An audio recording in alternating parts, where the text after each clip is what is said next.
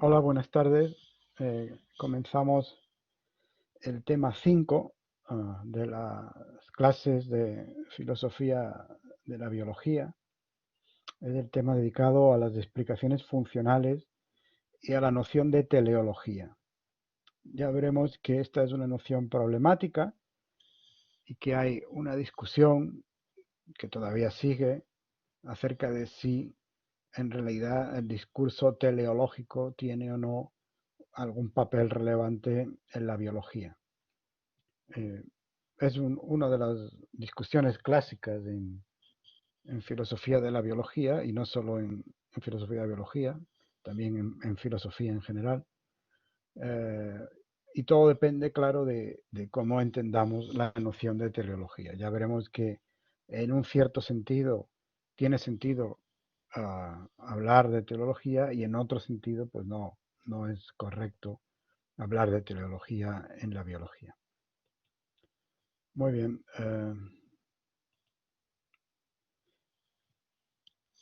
Si habéis hecho la asignatura de filosofía de la ciencia, os recordáis eh, el contenido de esta asignatura, tendréis claro que a lo largo de toda la tradición epistemológica ha sido habitual distinguir entre explicaciones causales y explicaciones teleológicas.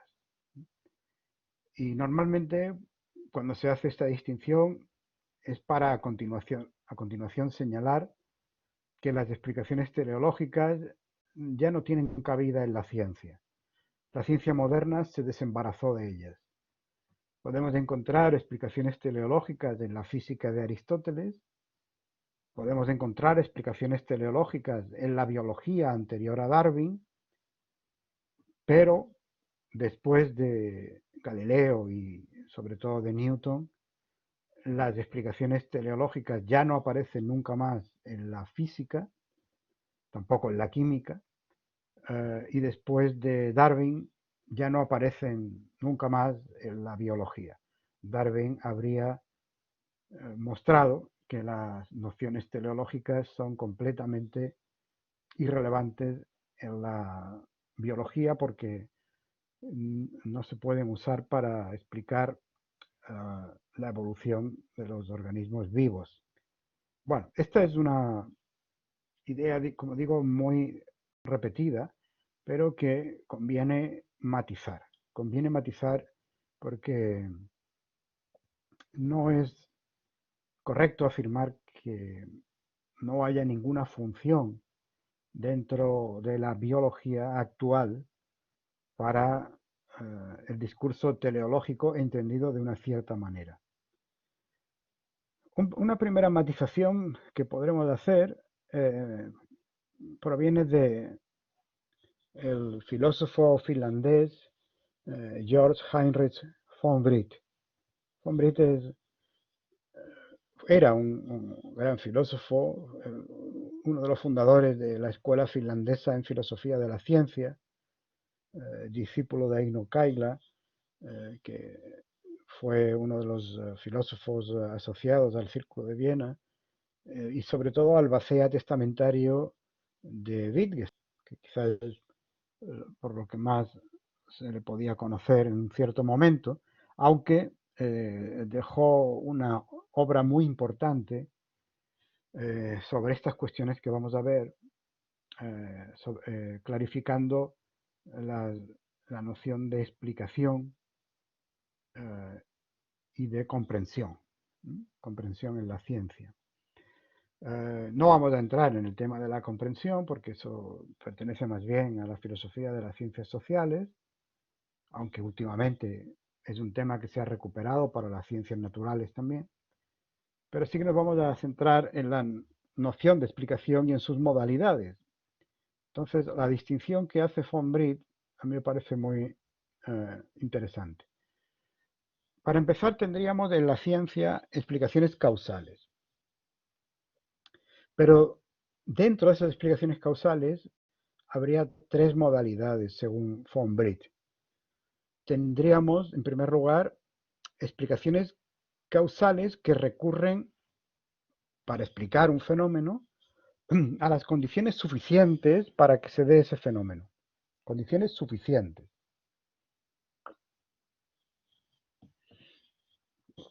Es decir, serían explicaciones que responden a la pregunta ¿por qué ocurrió necesariamente el fenómeno A?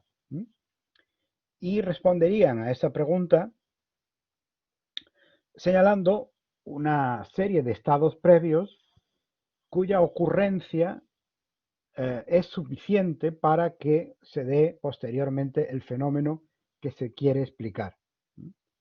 Este tipo de explicaciones son las que más se utilizan en las ciencias naturales, las explicaciones causales que piden, que reclaman condiciones suficientes, y son además las que permiten predecir, porque si algo es una condición suficiente para que se dé el fenómeno A, podemos entonces predecir que si ese algo se vuelve a dar, se dará entonces el fenómeno A. Por poner un ejemplo de la vida cotidiana, no de la ciencia, si arrojo una cerilla encendida en un pajar, entonces se quemará el pajar. Si yo quiero explicar por qué se ha quemado el pajar, basta con señalar esta condición suficiente. Alguien arrojó una cerilla encendida al pajar. Es suficiente que alguien arroje una cerilla encendida a un pajar para que éste se incendie. En segundo lugar, tendríamos también explicaciones causales, pero que ahora lo que piden son condiciones necesarias para que se dé el fenómeno. Responden entonces a una pregunta distinta, responden a la pregunta ¿cómo es que fue posible ese fenómeno? Y lo que la explicación aporta es el señalamiento de un estado previo cuya ausencia habría impedido que se diera el fenómeno. Este tipo de explicaciones son muy utilizadas en biología. Lo único que tienen de problema con respecto a las anteriores es que las predicciones son de diferente tipo, ¿no? Porque solo podemos predecir que si no se dan esas condiciones necesarias no se va a dar un determinado fenómeno. Pero no podemos predecir cuándo se dará en el futuro el fenómeno porque estas condiciones necesarias pueden no ser suficientes para que se dé el fenómeno. Lo que sí permiten es lo que se llaman retrodicciones, es decir, algo así como predicciones hacia el pasado. Una retrodicción sería una explicación del siguiente tipo. Dado que en el pasado se dio el fenómeno A y dado que es necesario que se dé B o se den las condiciones B para que se dé el fenómeno A, podemos retrodecir que en el pasado se dieron las condiciones B, las condiciones que serían necesarias para que se diera A. Bien, este es recurso muy utilizado efectivamente, por ejemplo, en paleontología y en biología evolucionista. Por seguir con el ejemplo de la vida cotidiana, si yo pregunto cómo fue posible que se quemara el pajar, podría, en determinados contextos al menos de esa pregunta, podría decir, bueno, eso fue posible porque había oxígeno en la atmósfera y si no hubiera habido oxígeno, pues no se podría haber quemado el pajar. Sería un contexto muy raro ¿verdad? En la vida cotidiana que alguien considerara que esa respuesta era pertinente, pero bueno, se pueden imaginar unas situaciones en las que no sería tan raro esto, ¿no? Como por ejemplo, no sé, si de pronto pues alguien en una habitación al encender una cerilla provoca una explosión, pues se podría decir que cómo fue posible, pues porque la habitación estaba llena de gas. No es suficiente que haya gas en una habitación para que se dé esa explosión, pero sí era necesario que hubiera gas para que se diera esa explosión. Y luego habría un tercer tipo que Fombritt llama explicaciones cuasi teleológicas o teleonómicas. Ya veremos que el término teleonómico surge a finales del 19, si no recuerdo mal, o principios del 20, no tengo ahora claro la fecha, precisamente para evitar el término teleológico, que tiene implicaciones metafísicas que se han querido evitar desde hace tiempo, ¿no?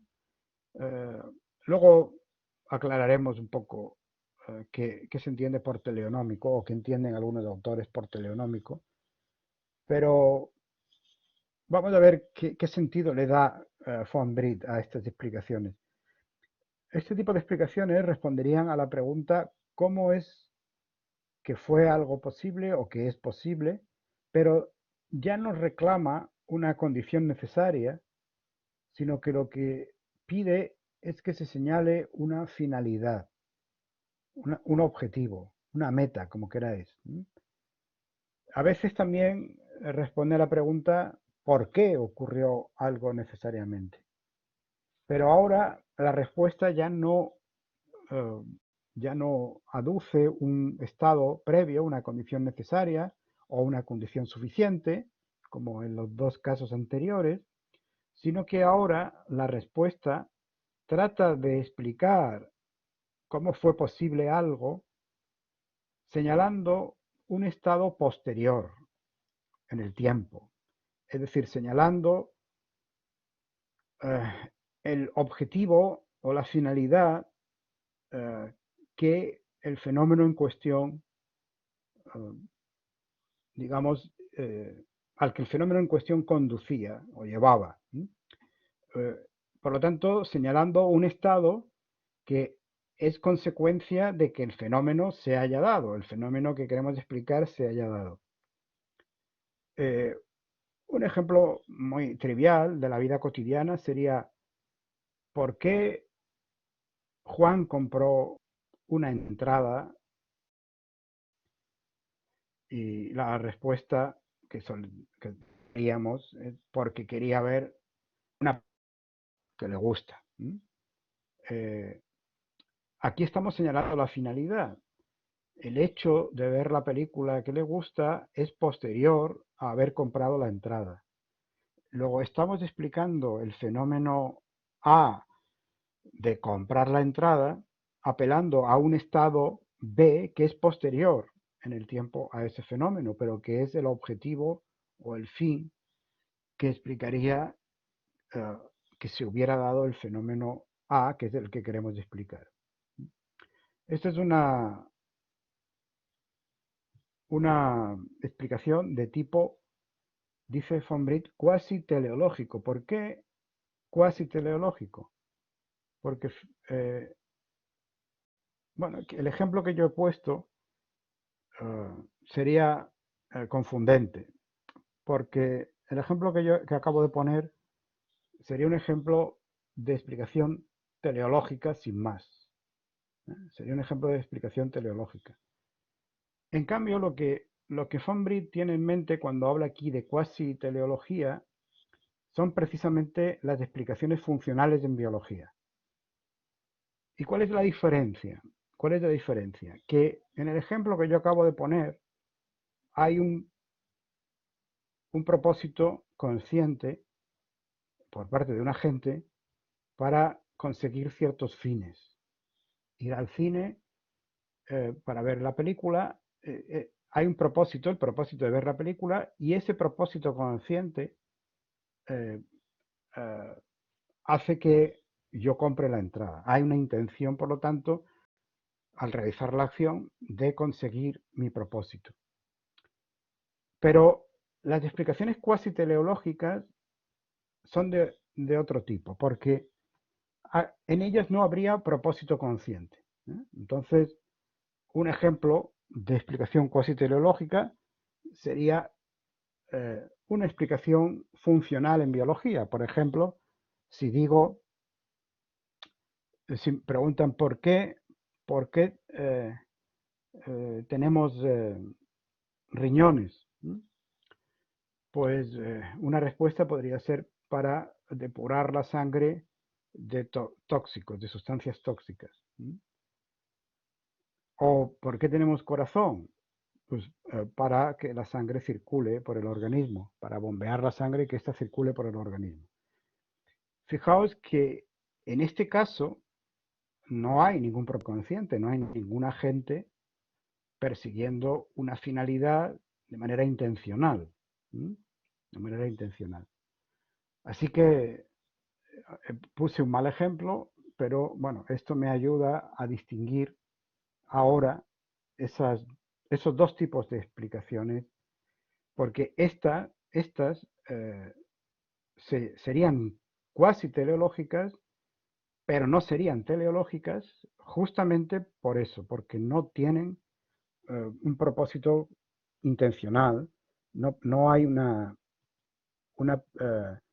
búsqueda de una finalidad, de un objetivo de manera intencional por parte de un agente. Y las segundas, el segundo tipo serían las teleológicas, como que serían el ejemplo que puse, de ir al cine, de comprar la entrada para ir al cine.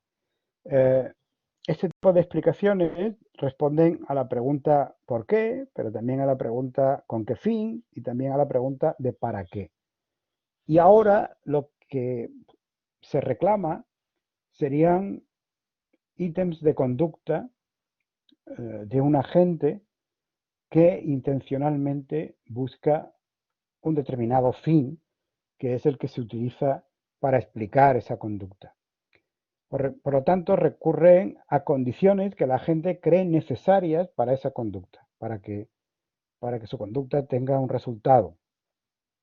Y lo que tratan de hacer en ese sentido es identificar un objeto de intención de esa conducta. Apuntan a un estado futuro porque si algo se hace con un fin, ese fin está en un momento del tiempo posterior a la conducta que se trata de explicar. Y von Britt añade que suelen venir precedidas por un acto de comprensión intencional de la conducta, es decir, para saber cuál es el fin de una conducta tenemos que entender antes qué tipo de conducta es, qué es lo que realmente está haciendo el agente. Y a este tipo de explicaciones es a las que von Britt reserva el término teleológico. El problema está efectivamente, o ha estado, en que las cuasi teleológicas y las teleológicas se han venido confundiendo habitualmente. A mí mismo me ha pasado hace un momento cuando he intentado ilustrar las anteriores. Si hacemos esta distinción, obviamente podemos de lado las explicaciones teleológicas en la biología, porque digamos no hace falta recurrir a propósitos conscientes, no hace falta, sencillamente no es relevante, no tiene sentido acudir a propósitos conscientes para explicar fenómenos puramente naturales. Solo las conductas de agentes intencionales tienen una explicación de este tipo, lo cual significa que la conducta del ser humano tiene una explicación de este tipo y quizás también la conducta de determinados animales. No cabe descartar, más bien al contrario, hay razones para pensar que la conducta de determinados animales persigue un propósito consciente. Pero cuando hablamos de teleología o de discurso teleológico y afirmamos que tiene sentido seguir utilizando en la biología ese discurso teleológico, obviamente no nos estamos refiriendo a este tipo de explicaciones, sino a las anteriores, a las cuasi teleológicas. Y hemos dicho que se trata de un ejemplo de ellas sería las explicaciones funcionales en biología. Y fijaos que von Britt las sitúa dentro del grupo de explicaciones causales. Luego es un tipo de explicación causal. ¿Qué ocurre? Pues que eh, para que la confusión sea todavía mayor, a este tipo de explicaciones cuasi teleológicas se las ha llamado explicaciones teleológicas sin más. Con lo cual se las ha confundido con este segundo tipo de explicaciones teleológicas que tienen que ver con el propósito consciente. Y esto ha generado un debate también acerca de cómo es posible que alguien crea que en la explicación de los fenómenos biológicos eh, puramente naturales cabe apelar a algún tipo de propósito consciente. Obviamente no, cuando explicamos eh, la existencia de un determinado órgano acudiendo a la función que cumple en nuestro organismo, nadie presupone que haya ningún propósito consciente ahí. Y por supuesto, desde el punto de vista estrictamente científico, nadie puede apelar ahí a un acto diseño por parte de ninguna divinidad, porque eso no sería una explicación científica, claro está. La cuestión es si sigue teniendo sentido o no eh, utilizar explicaciones funcionales de ese tipo. Y en qué medida esas explicaciones funcionales son explicaciones teleológicas en un sentido peculiar. En un sentido peculiar. Bueno, esto es un poco lo que os acabo de explicar. Es decir, que eh, en, la, en, la, en la discusión sobre este asunto se ha mezclado muchas veces bajo la terminología de explicaciones teleológicas lo que von Britt distinguía con claridad, que son las explicaciones cuasi teleológicas donde no hay propósito consciente. Podríamos, y explicaciones cuasi teleológicas. Y hay una tendencia cada vez mayor a utilizar el término de explicaciones funcionales y evitar el término explicaciones teleológicas. Pero daría igual mantener el término, y algunos autores lo hacen, como veremos, si tenemos claro que cuando hablamos de explicaciones teleológicas en biología, obviamente excluimos cualquier apelación a un propósito o a un propósito o a una finalidad que se asume conscientemente para realizar una tarea. Excepto que estemos hablando de la conducta que tiene cierta capacidad de autoconciencia. En ese caso sí, pero sería solo en el terreno de la etología, no en el terreno de la biología y para explicar sobre todo fenómenos evolutivos o eh, eh, relacionados con el funcionamiento de los organismos. Mm, Pero lo importante es tener en claro este punto que señala von Britt, de que las explicaciones funcionales son en realidad explicaciones causales, una modalidad de las explicaciones causales, y que eh, no hay aquí ninguna inversión del orden temporal, ¿eh? Eh, a pesar de que parece haberla, puesto que eh, el, el, el estado al que se apela para explicar la posesión de un órgano es un estado consecuente de tener ese órgano. O sea, yo digo, tenemos riñones porque así nuestro organismo puede purificar la sangre. Eh, el, el, el estado de purificación de la sangre o de sangre purificada es posterior al hecho de tener riñones. Entonces podría parecer que ahí hay una inversión del orden causal. ¿Cómo es posible esto si se trata de explicaciones causales? Bueno, eso es lo que vamos a tratar de ver. En realidad se puede soslayar esta idea de que hay una inversión en el orden causal.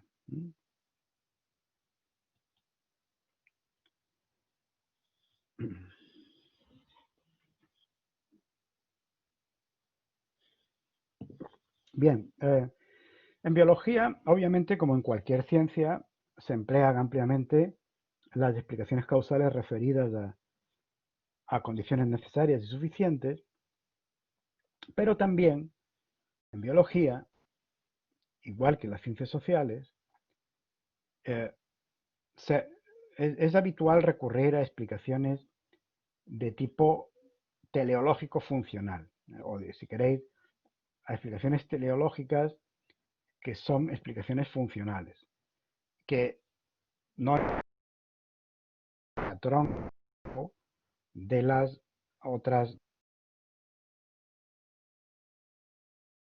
causales. Bueno, ahí pongo algunos ejemplos, uno de ellos ya os lo he mencionado, la función de los desechos metabólicos de la sangre. Otro podría ser el hígado tiene entre sus funciones la de mantener el nivel de glucosa en la sangre, una de sus funciones.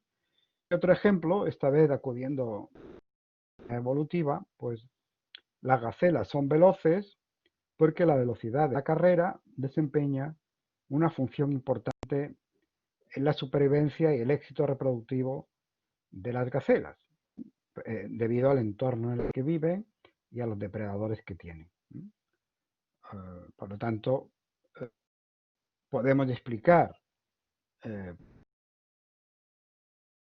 apelando a la función que cumple esa propiedad, la velocidad en la carrera, como una propiedad adaptativa en el entorno en el que está. Y esto ya nos va dando alguna clave, nos va dando alguna clave de cómo naturalizar la noción de función o de teleología en la biología.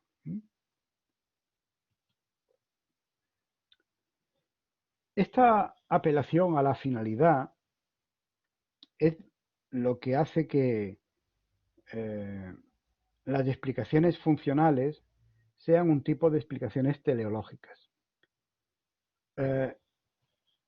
Y este tipo de explicaciones funcionales siguen siendo posibles porque en realidad hay una apariencia de diseño en los seres vivos. Esto fue un argumento fundamental en la vieja teología natural para justificar la existencia de un diseñador y por lo tanto de Dios. Era el argumento que utilizaba William Paley, el argumento del relojero, ¿no? Recordaréis probablemente este argumento porque es muy conocido. Uh, William Paley decía, bueno, si alguien va caminando por la playa y encuentra un guijarro, pues le parece que eso es natural, no es un hecho que necesite una explicación porque no es nada sorprendente que haya un guijarro en la playa. Si encuentra un reloj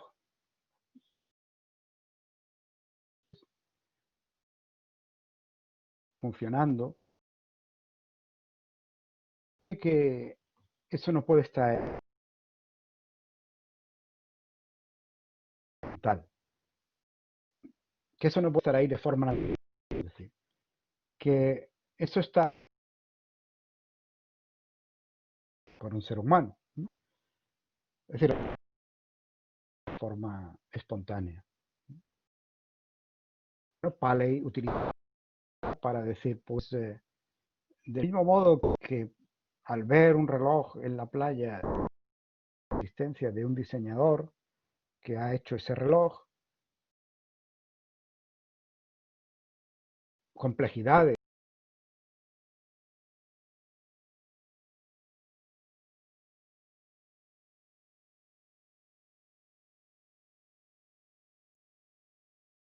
estructuras muy sofisticadas.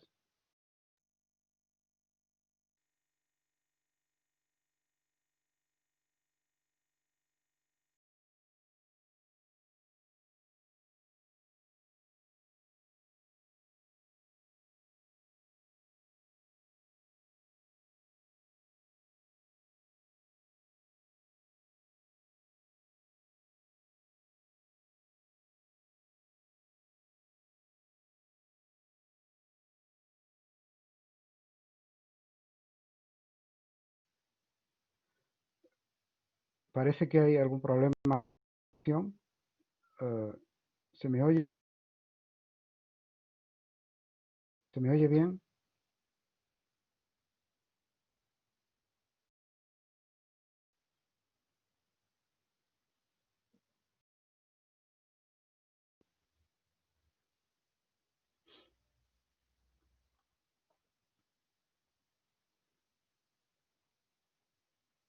Hola, hola, Parece que ¿se ahora me oye mismo se bien? escucha.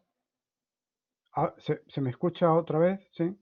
Ha habido Ahora un sí, momento en que se ha Vale, ha habido un momento en que se ha perdido, ¿no? Pero ahora parece que se escucha bien.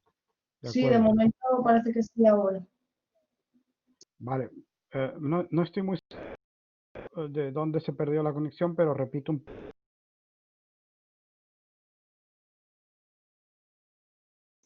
No se escucha de nuevo, profesor. momento de la teología, ¿verdad? Basada en diseño, la idea de diseño. Es decir, si alguien encuentra un reloj en la playa, aunque no se ve, aunque no haya visto nunca antes una cosa así, sabe inmediatamente que aquello no puede estar ahí de forma espontánea, sino que es el producto de un diseñador. Y William Paley utilizaba esto como argumento para demostrar la existencia de Dios, porque señalaba que en los seres vivos encontramos estructuras complejas, sofisticadas, como por ejemplo el ojo de los vertebrados, que hace que supongamos que eso no puede estar en la naturaleza de forma espontánea, sino que exige un diseñador y por lo tanto un Dios que lo ha hecho así. Sin embargo, lo que hizo Darwin es mostrarnos que en realidad los seres vivos tienen esa apariencia de diseño, pero no están diseñados por un diseñador. El título de una obra de Richard Dawkins lo aclara bastante bien. Eh, la evolución por selección natural sería una especie de relojero ciego.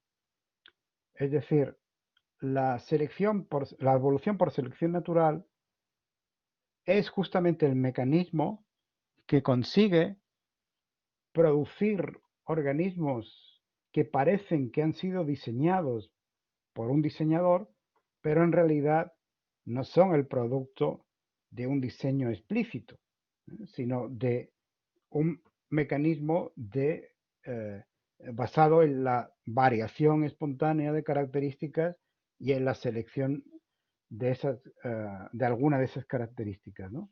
Como escribe Richard Dawkins, eh, la biología sería el estudio de las cosas complejas que dan apariencia de haber sido diseñadas con un fin. Apariencia de haber sido diseñadas con un fin, pero obviamente no han sido diseñadas con un fin, sino que son el resultado de este proceso de la selección natural. Y esto es lo que habría aclarado Darwin. Es decir, Darwin nos habría ofrecido el mecanismo para sustituir la idea de una finalidad de la naturaleza, de un diseño, de un diseño eh, producto de un diseñador consciente, eh, un mecanismo que podría sustituir esa idea por un proceso puramente natural en el que no hay finalidad, no hay finalidad. Pero que los seres vivos tienen esta apariencia de diseño es justamente lo que llevó a Aristóteles a conceder a las ciencias teleológicas un papel fundamental en la explicación de los seres vivos y del origen de sus características y, por supuesto, también en la organización de la sociedad, ¿no? Y el propio Kant sigue pensando en esos términos, claro está. Esto es un rasgo que para algunos sería la clave de la autonomía de la biología. Es decir, la biología sería una ciencia autónoma porque sigue apelando a un tipo de explicaciones, como las explicaciones funcionales, que no serían posibles en otras ciencias. Alexander Rosenberg dice, por ejemplo, la identificación de los fenómenos apelando a sus funciones, la búsqueda de funciones para casos cuya estructura es conocida y el recurso a las funciones para explicar los hallazgos es probablemente la característica más omnipresente de las ciencias biológicas. O sea que este tipo de explicaciones funcionales están presentes en la biología y lo siguen estando. Y esto sería una peculiaridad de la biología, porque como decíamos antes, en la física desaparecieron desde el comienzo de la física moderna. Ernst Nagel, un filósofo perteneciente a la corriente del empirismo lógico, decía acertadamente, sería muy extraño, sin duda, que un físico moderno declarara, por ejemplo, que los átomos tienen capas externas de electrones para hacer posible la formación de uniones químicas entre ellos. Ese tipo de explicación de que ocurre un fenómeno físico, las capas externas de los electrones, para cumplir un determinado objetivo, no es científico. No es científico. En la física no es aceptable. ¿Por qué entonces seguimos aceptándolo en la biología? Esa es la cuestión. En la física sí que era, en la física aristotélica sí que eran explicaciones aceptables, este tipo de explicaciones teleológicas. Por ejemplo, sabéis que para explicar, por ejemplo, por qué una piedra cae hacia abajo, pues la explicación dentro de la física aristotélica era que la piedra tiende a moverse hacia su lugar natural, que es el centro de la Tierra. La piedra forma parte del elemento Tierra y el elemento Tierra tiene su lugar en el centro del universo, ¿no? Por lo tanto, tiende a buscar su lugar natural. Esa sería una explicación teleológica porque está explicando el comportamiento de la piedra apelando a un objetivo o a un fin. En la física moderna no se aceptan ese tipo de explicaciones, sino solo exclusivamente explicaciones en términos de causas eficientes, por seguir con la terminología aristotélica, de causas eficientes, no de causas finales.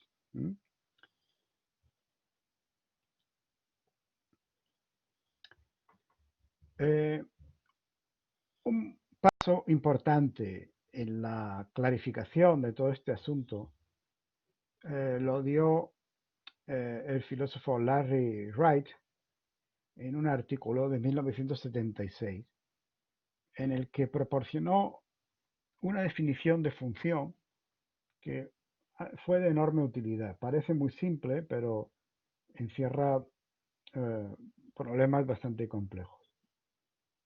Lo que dice Larry Wright en este artículo es que la función de x es z si, en primer lugar, x está ahí porque hace z y, en segundo lugar, z es una consecuencia o resultado de que x esté ahí.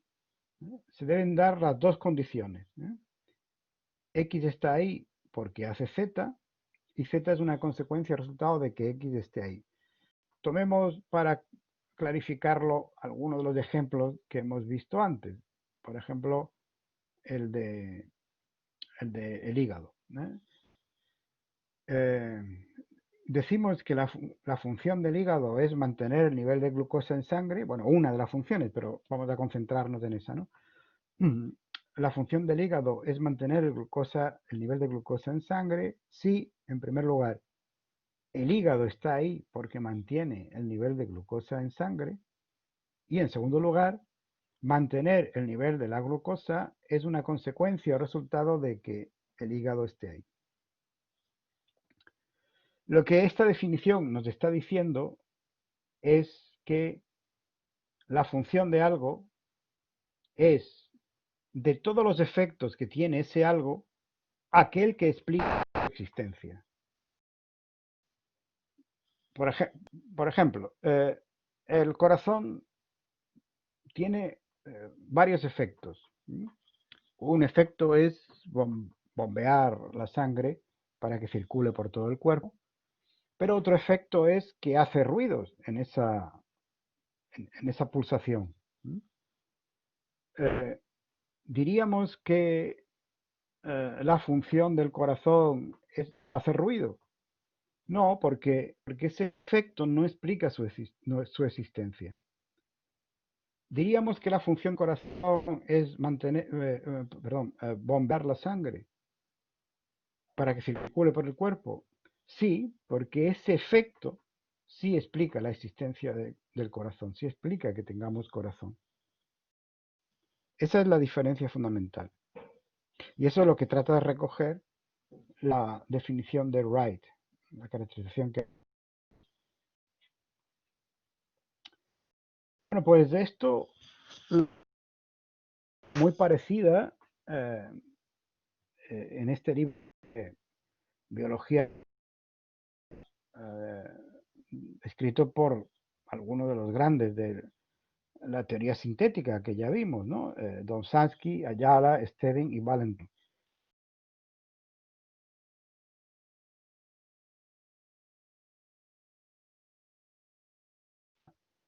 Pues escribió la parte final que vamos a recuperar ahora en este tema y que está muy bien desde posiciones de planteamientos estrictamente filosóficos. Estos biólogos dicen lo siguiente: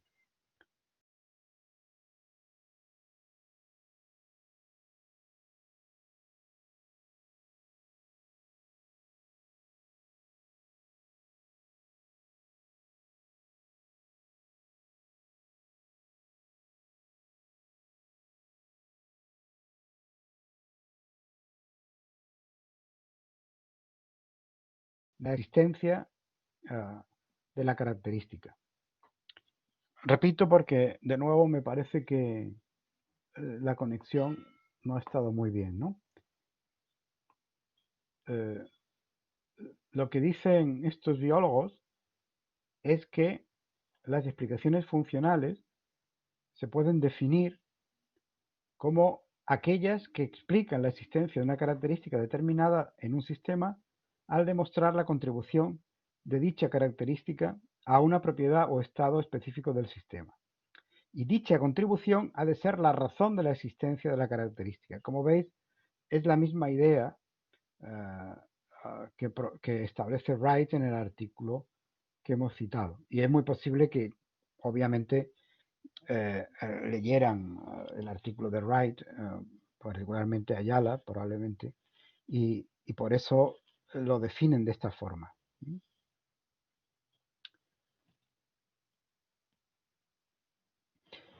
Es importante que se den las dos condiciones conjuntamente. No basta con una de ellas. Por ejemplo, no basta con decir que la función de x es z, significa que x está ahí porque hace z. Podemos verlo con un ejemplo. El oxígeno está en el flujo sanguíneo humano porque se combina bien con la hemoglobina, pero esto no quiere decir que la función del oxígeno sea combinarse con la hemoglobina. porque combinarse con la hemoglobina no es una consecuencia de la existencia del oxígeno. Digamos que no tendría sentido decir que la función del oxígeno es combinarse con la hemoglobina. En cambio, lo que podemos decir es que la función del oxígeno es la de proporcionar energía en las reacciones de oxidación, porque eso es consecuencia de la presencia del oxígeno en la sangre, y si el oxígeno está en la sangre es justamente porque hace eso. Por lo tanto, es un matiz importante. Y lo mismo se puede decir con respecto a la otra condición. Para que algo sea una función, no basta con que contribuya a un fin de forma fortuita, sino que debe estar ahí precisamente porque hace ese fin. El ejemplo que hemos puesto antes del ruido y del corazón lo deja claro. Es decir, no basta con que el, eh, el corazón, el ruido sea un efecto del tener corazón para decir que es una función eh, eh, que explica la existencia del corazón. Bueno, pues este concepto de función, por lo tanto, se puede precisar como hace Larry Wright, y con eso tenemos un punto de partida para mostrar que el concepto es aceptable científicamente y que no hay nada especialmente sospechoso desde un punto de vista metafísico eh, para que obligue a desterrarlo del discurso científico, en particular el discurso de la biología. De lo que se trata en última instancia es de mostrar que es posible naturalizar la idea de que un rasgo existe ahora en el mismo porque hace algo determinado.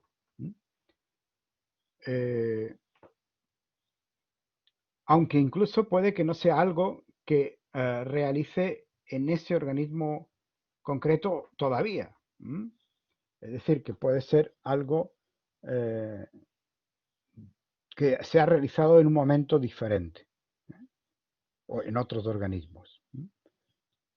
Esa es la idea que hay detrás de lo que se conoce como el enfoque etiológico. El enfoque etiológico. Este enfoque lo habría defendido el propio Larry Wright, lo defiende también Francisco Ayala, y entre sus defensores además está Ruth Millikan, Robert Brandon, Karen Neander, Peter Gottfried Smith. Este es el enfoque más, más aceptado en filosofía de la biología. Se llama etiológico porque lo que trata de mostrar es que efectivamente en este tipo de explicaciones funcionales o teleológicas, no hay ningún problema en llamarlas así si tenemos claro el concepto, ya lo hemos dicho, lo importante es ir hacia atrás en el tiempo para ver la causa de la existencia de determinados rasgos. Fijaos que digo hacia atrás en el tiempo y no hacia adelante como se aparentemente hacían las explicaciones teleológicas en el sentido fuerte del término. Y la idea está en apelar a la selección natural, porque la selección natural nos permitiría redescribir estas explicaciones teleológicas sin tener que apelar a esa problemática causación desde el futuro hacia el pasado, de un estado posterior al estado presente. La idea es que la selección natural ha favorecido ciertos rasgos y estos han pasado a generaciones posteriores, de manera que la explicación de que en esas generaciones posteriores, las generaciones actuales, estén presentes esos rasgos, la explicación de que estén presentes esos rasgos es que estos rasgos desempeñaron una función que fue seleccionada en los ancestros de los organismos actuales. Es decir, la explicación de que tengamos corazón es que la selección natural seleccionó la posesión de ese órgano porque la función que cumplía era una función adaptativa. Es decir, la idea, por lo tanto, es que X está ahí no porque haga Z en el organismo presente, sino porque hacía Z en sus ancestros. El corazón está ahí no, no porque cumpla la función de bombear la sangre en los organismos actuales que tienen corazón, sino porque cumplía la función de bombear la sangre en los ancestros y por eso fue seleccionado por la selección natural. Por lo tanto, no hay inversión del orden causal. La causa sigue estando en el pasado. Es la selección natural actuando en el pasado sobre los organismos, lo que explica la existencia presente de determinados rasgos. Este enfoque, por lo tanto, es un enfoque orientado hacia el pasado. La función de un rasgo estaría dada por los efectos que en el pasado contribuyeron a la selección de ese rasgo en los organismos que lo poseen. Sabemos que la función del corazón es bombear la sangre, entre otras razones, porque esa función fue lo que hizo que en el pasado la selección natural actuara para que los organismos tuvieran ese rasgo. Por ejemplo, David Papineau lo describe o explica esta concepción de la siguiente manera. Cuando decimos que alguna característica C está presente para producir E, debemos entender que lo que afirmamos es que C está presente ahora debido a algún proceso pasado de selección que favoreció C porque producía E. Esto parece un poco lioso, pero con el ejemplo del corazón quizá lo podamos entender. Cuando decimos que el corazón está presente para bombear la sangre, debemos entender que lo que afirmamos es que el corazón está presente ahora debido a un proceso pasado de selección natural que favoreció la posición de corazón porque producía el bombeo en la sangre. Philip Kitcher lo dice de una forma un poco más simple, pero que también sería aplicable. Dice, la función de X es aquello para hacer lo cual X está diseñado. Y aquello para hacer lo cual X está diseñado es aquello por lo que X fue seleccionado. Volvemos al ejemplo. La función del corazón es aquello para hacer lo cual el corazón está diseñado. Y aquello para hacer lo cual el corazón está diseñado es aquello por lo cual el corazón fue seleccionado. Obviamente para bombear la sangre. Fijaos que Philip Kitcher utiliza ahí el concepto de diseño, pero está entendiendo el diseño obviamente en este sentido naturalista, en el sentido no de que haya habido un diseñador, sino de que hay una apariencia de diseño producida por la selección natural.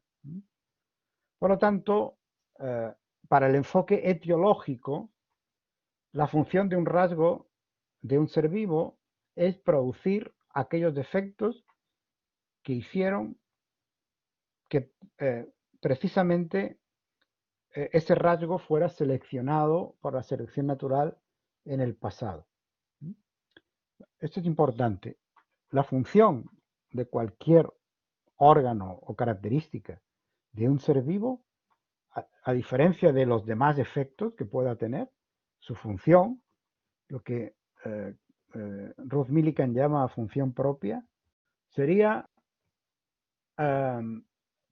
producir aquel efecto por el cual fue seleccionado por la selección natural. Bien, esta es la caracterización que hace el enfoque etiológico. Pero este enfoque tiene dificultades. Por ejemplo, hay rasgos que cumplen una función y sin embargo sabemos que no fueron seleccionados por la selección natural para cumplir esa función.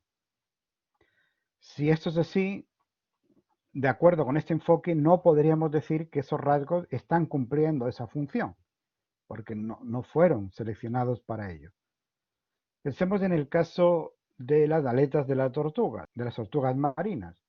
Las aletas de las tortugas marinas cumplen, entre otras, la función de excavar en la arena para poner los huevos. Pero obviamente la selección natural no la seleccionó por eso, la seleccionó para el nado, No podríamos decir entonces que entre las funciones de las aletas está excavar en la arena. Según este enfoque, no. A este tipo de rasgos que cumplen una función que no son el producto, una función que no es del producto directo de la selección natural, Gould y Verba la llamaron exaptaciones, y es un término que hizo fortuna y no, se conocen de esa manera. Otro ejemplo que se puede citar son las alas de los insectos. Según algunos biólogos, fueron seleccionadas para la regulación térmica y solo posteriormente fueron cooptadas para el vuelo. De manera que, con respecto al vuelo, las alas de los insectos son exaptaciones. Y de acuerdo con este enfoque, con el enfoque etiológico, no podríamos decir que la función de las alas de los insectos es permitir el vuelo, porque no fueron seleccionadas por la selección natural para eso. Pero esto es un problema. Es un problema porque obviamente sí decimos eso. Sí decimos que entre las funciones de las alas de los insectos está el permitir el vuelo. Otra objeción que se puede plantear es qué ocurre con los rasgos que surgen de una forma relativamente rápida. Ya sabemos que el saltacionismo no es aceptado hoy día y que esto de la aparición de un rasgo complejo de la noche a la mañana no es algo que se admita, aunque hay casos de hibridación o poliploidía, etcétera, que sí pueden permitir innovaciones evolutivas rápidas, pero vamos a pensar solo en un periodo lo suficientemente breve como para pensar que todavía la selección natural no ha tenido tiempo de actuar de manera clara sobre ese rasgo nuevo. De acuerdo con eso, de acuerdo con el enfoque etiológico, como todavía ese rasgo no es modelado por la selección natural, no podríamos decir que aquello que realiza ese rasgo, el efecto que está realizando ese rasgo en el organismo, es su función, porque la selección natural todavía no ha actuado sobre él y mientras no actúe no podemos decir que esa es su función. En el caso, por ejemplo, de las alas de los insectos, ¿cuál sería la función que atribuiríamos a las alas? ¿La termorregulación o el vuelo? y si apelamos a las dos, podemos decir que la selección natural estuvo actuando en momentos distintos sobre funciones distintas. Entonces habría que elegir en un momento determinado una determinada función cuando la selección natural estaba actuando para ella y después, sin embargo, otra función cuando estaba actuando para para el otro efecto, y sin embargo, pues no hacemos esa separación temporal, ¿no? Decimos que cumplen ambas funciones y ya está.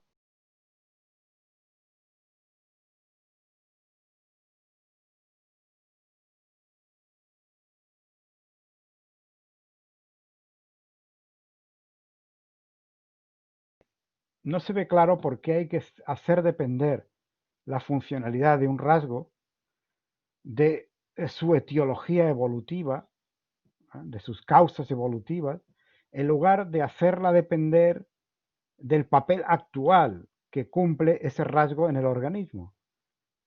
¿Por qué hacer depender la funcionalidad del corazón en una historia de selección natural sobre ese órgano, en lugar de decir que su función es el papel que está cumpliendo ahora en el organismo y que permite sobrevivir a ese organismo y por lo tanto contribuye a su eficacia biológica?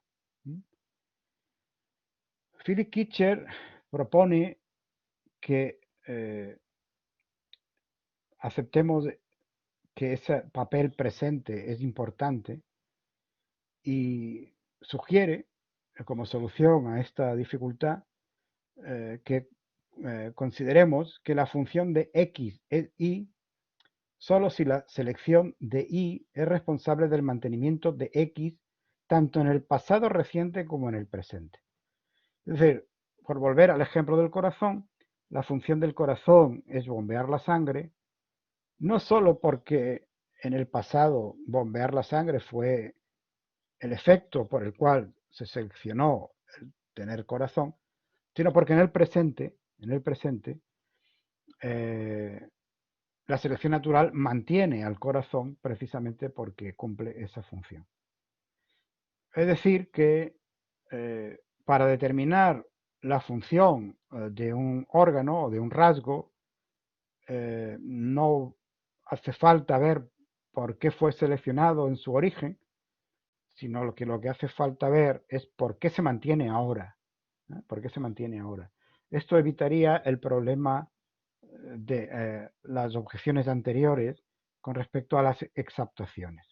Podríamos decir que la función de las exaptaciones son las funciones que cumple en este momento en un organismo. Muy bien, pues por hoy lo vamos a dejar en este punto.